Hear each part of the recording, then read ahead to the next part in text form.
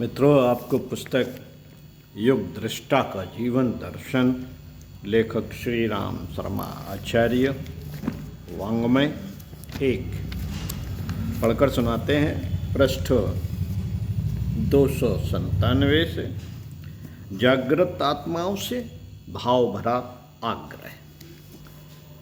4 मूर्धन्य वर्गों को विशेष रूप से प्रभावित परिवर्तित करने के प्रयास में संलग्न होने के अतिरिक्त हमारा दूसरा कार्य क्षेत्र होगा जागृत आत्माओं को कचोटना। यह वर्ग दूध में घी की तरह छिपा रहता है, पर गर्म करने पर उछलकर तत्पर भी ऊपर भी तैरता हुआ देखा जाता है। ब्राह्मण और साधु इसी की देन है। महामानव मनीषी इन्हीं को कहते हैं। संत सुधारक और शहीद लोगों को में इन्हीं का स्मरण किया जाता है। एक शब्द में देव मानव इन्हीं को कहते हैं। यह वर्ग जब जिस अनुपात से सक्षम सक्रिय रहा है, तब तक सर्वतोमुखी सुख शांति के दृष्टिगोचर होते रहे हैं। इन्हीं का बाहुल्य किसी समय सत्युगी वातावरण बनाए हुए था। आवश्यकता इस बात की है कि वह समुदाय फिर से नव जागरण के क्षेत्र में प्रवेश करे और समय की जिम्मेदारियां संभाले। मनुष्य की क्षमता सीम है, साथ ही आवश्यकताएं बहुत कम। यदि कोई औचित्य की मर्यादा में रहे तो औसत भारतीय स्तर का निर्वाह कुछ घंटे के परिश्रम से ही पूरा हो जाता है। परिवार छोटा रखा जाए, जो है उसे सुसंस्कारी और स्वावलंबी बनाया जाए, तो परिवार भी किसी पर भार न रहे। थोड़े में गुजर जाने वाला स्वल्प संतोषी ब्राह्मण कहलाता है, और जब वह चरम पुरुषार्थ में संलग्न रहकर शेष सामर्थ्य को युग धर्म के निमित्त समर्पित करता है, तो उसे साधु कहते हैं। इस देश की महती गरिमा और विश्व की सुख शांति स्थिर रखने का उत्तरदायित्व यहाँ के साधु ब्राह्मण ही पूरा करते रहे हैं। भविष्य में भी समव्याप्त विकृतियों का निराकरण और उज्जवल भविष्य का निर्धारण उन्हीं के द्वारा संभव होगा। अस्तु, समय की सबसे बड़ी मांग इसी वर्ग के अधिकाधिक उत्पादन की है। हम प्रयत्न करेंगे कि जहाँ भी इस स्तर के बीजांकुर हों, वहाँ उन्हें विकसित पल्लवित करने में कुछ कसर उठाना रखेंगे। अनुदानों में यही सबसे बढ़कर है। हमारे गुरुदेव ने हमें यही दिया और निहाल कर दिया। इस उपहार के स्थान पर यदि उन्होंने धन, वैभव, पद आदि दिया होता तो उससे गर्व और विलास की अनुभूति तो अवश्य होती, पर साथ ही यह भी निश्चित था कि लोभ, मोह और अहंकार के तीनों ही पिशाच अपना आधिपत्य अधिक अच्छी तरह जमाते। वासना, तृष्णा और अहंता की कभी न पटने वाली खाई और अधिक चौड़ी होती। अनेक दुर्व्यसन और दुर्गुण पनपते। आकांक्षाओं की पूर्ति के लिए उपलब्ध साधन कम पड़ते। फलतः कुकर्म करने पड़ते। इस ईश्वर प्रदत्त अनुपम सुयोग की सार्थकता न बन पड़ती और पापों का पोटाला अगले जन्मों तक परिपक्व करने के लिए साथ ले जाना पड़ता। इस ईश्वर प्रदत्त अनुपम सुयोग की सार्थकता न बन पड़ती और पापों का पोटाला अगले जन्मों तक परिपक्व करने के लिए साथ ले जाना पड़ता। तब वे उपहार बहुत महंगे पड़ते, जिनके लिए लोग लालायित फिरते हैं और संत महात्माओं से वैसा कुछ झटक लेने की फिराक में रहते हैं।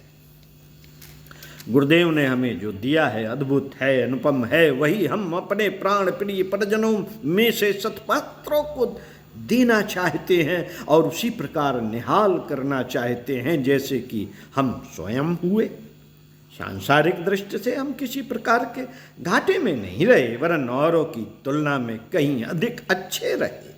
संयम की शिक्षा मिली तो चटोरापन पर तनिक सा अंकुश लगा, पर बदले में पेट ठीक रहा।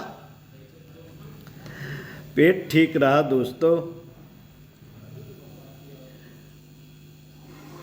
और स्वास्थ्य फौलाद जैसा बना रहा। कामुकता की कटौती हुई, पर बदले में मस्तिष्क की ये क्षमता ऐसी रही जिसे देखकर लोग दांतों तले उंगली दबाते हैं। आलसी अस्त व्यस्त जीवन क्रम को लोग शौक मौज कहते हैं, वह तो छिना, पर बदले में समय को नियमित अनुबंधित करके इतना काम कर लिया जितना 75 वर्षों में नहीं 750 वर्षों में ही किया जा सकता था। विवेकानंद, शंकराचार्य, राम तीर्थ, ज्ञानेश्वर आदि 30 वर्ष के लगभग जिए, पर इतने दिनों में ही 300 वर्षों के बराबर काम कर गए। यह समय की सुव्यवस्था का प्रतिफल है। गुरुदेव ने आरंभिक जीवन में उपासना, साधना, आराधना का जो क्रम बताया था, ये तीनों ही एक से एक बढ़कर थे। लोग उन अनुशासनों में से मात्र एक अत्यंत प्रत्यक्ष को ही स्मरण रखे हुए हैं, 24 लक्ष्य पुरुष चरण को। वस्तुतः हमें जो मिला वह मात्र जप संख्या की परिणत नहीं, वरन समग्र जीवन में आध्यात्मिक आदर्शों का पूरी तरह समन्वय किए रहने का ही प्रतिफल है।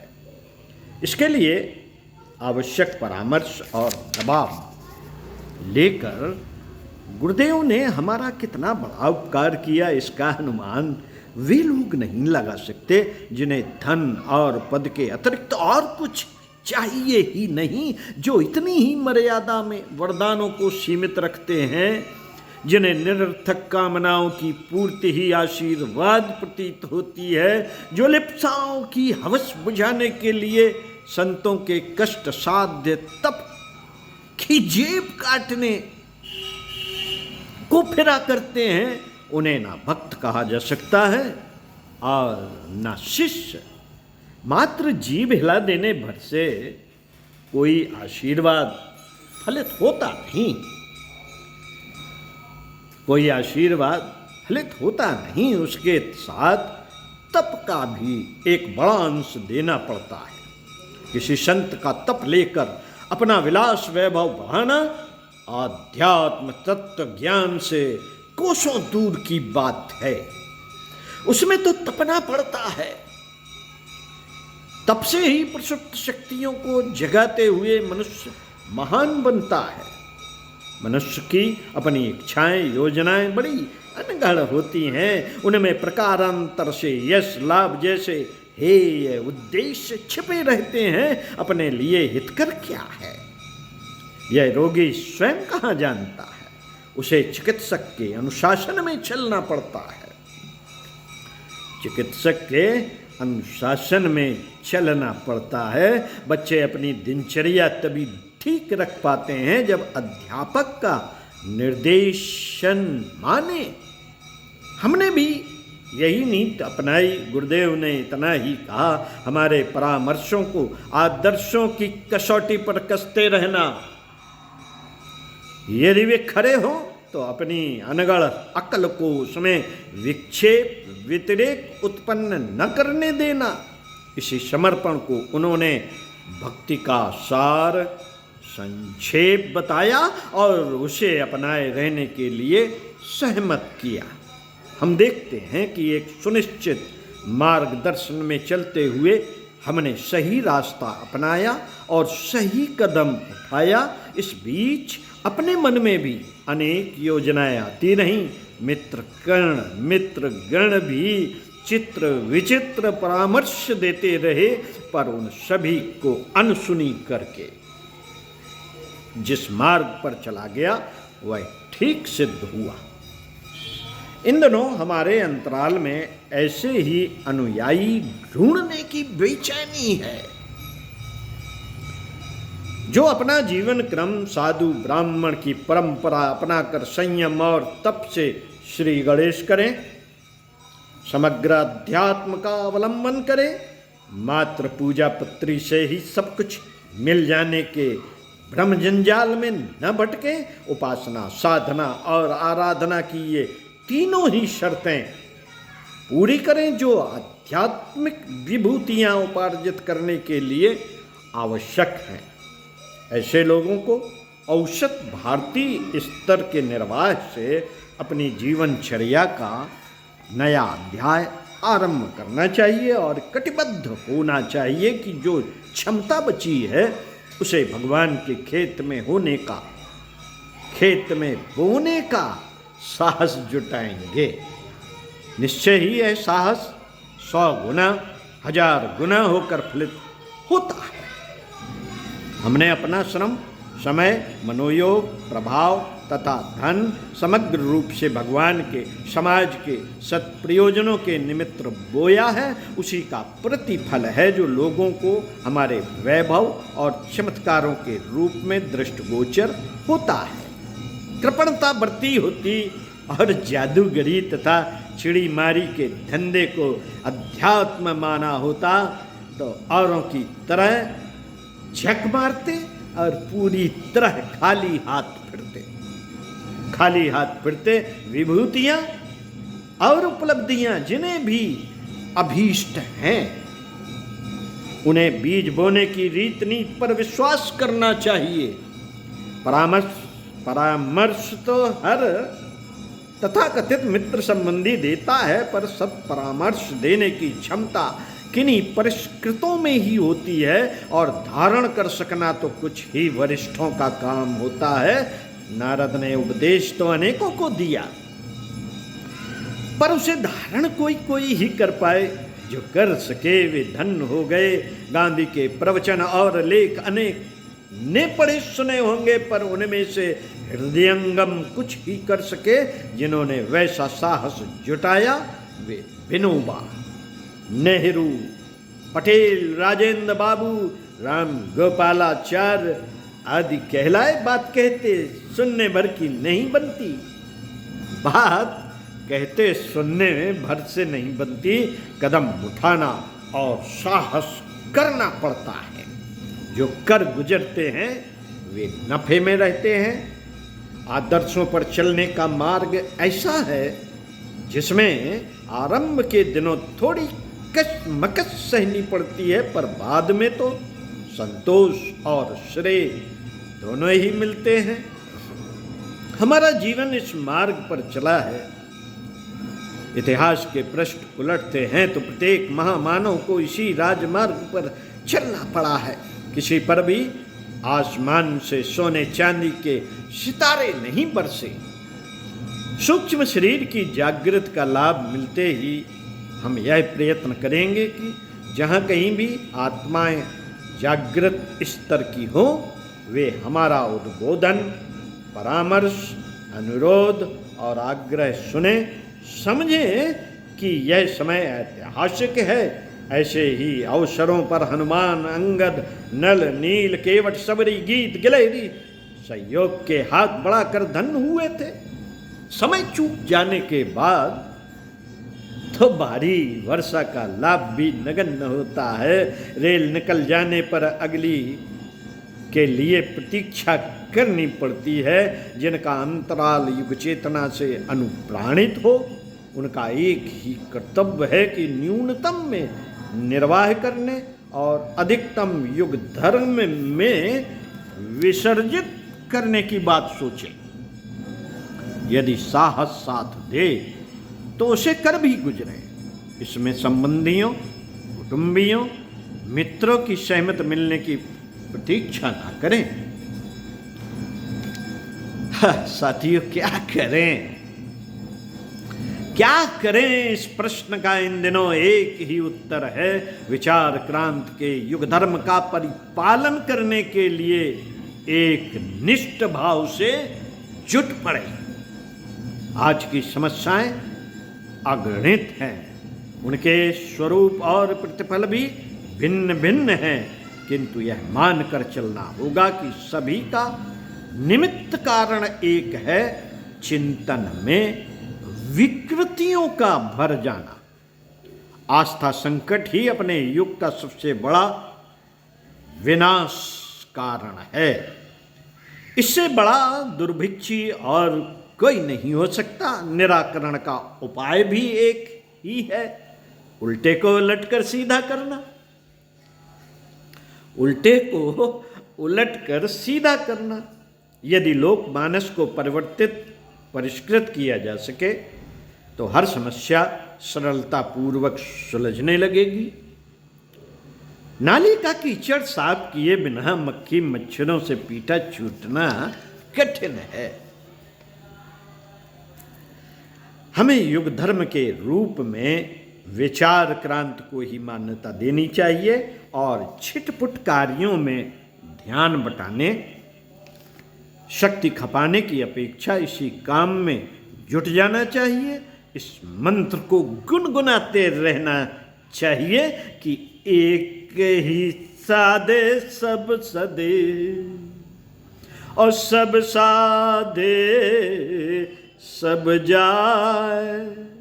नाम और यश को प्रधानता देने वाले अपने 2.5 ईंट की मस्जिद अलग खड़ी करने को आतुर दृष्टिगोचर होते हैं। 1.5 चावल की खिचड़ी अलग से पकाते तो हैं, पर उसमें पेट किसी का नहीं भरता, ढिंडोरा भर पिट जाता है। जिन्हें अपना ढिंडोरा पिटवाना ही अभीष्ट हो, वे चित्र विचित्र योजनाएं बनाते और सेवा के नाम पर कौतूहल खड़े करते रहें, पर जिन्हें एक ही चाबी से सब ताले खोलने का मन हो, वे विचार परिवर्तन के कार्य को सर्वोपरि मानकर उसी को लक्ष्य रखें और उसी से संबंधित कार्यों में हाथ डालें।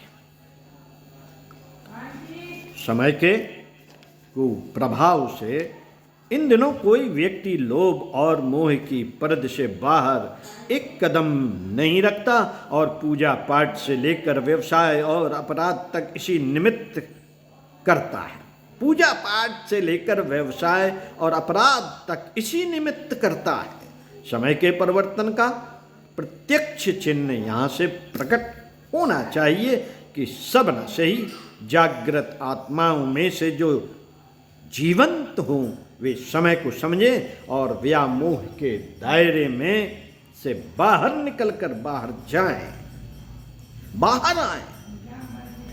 उन्हीं के बिना प्रगति का रथ रुका पड़ा है। अपने संपर्क क्षेत्र में, बिना संपर्क क्षेत्र में जहाँ कहीं भी हमें जागृत आत्माएं दृष्टिगोचर होंगी, पकड़ में आएंगी। उन्हें वाणी से न सही बिना वाणी के एक ही अनुरोध करेंगे कि वे इन दिनों व्यामोह में कटौती कर लें। उस दिशा में कदम बढ़ाने के लिए हमारे गुरुदेव ने हमें सहमत किया है और धन्य बनाया है। कृपया आप भी धन्य बन जाइए। ओम शांति। मिलते हैं आपसे पुनः इसी पुस्तक के पृष्ठ 299 से 5 क्षमताएं 5 प्रयोग के लिए। ओम शांति।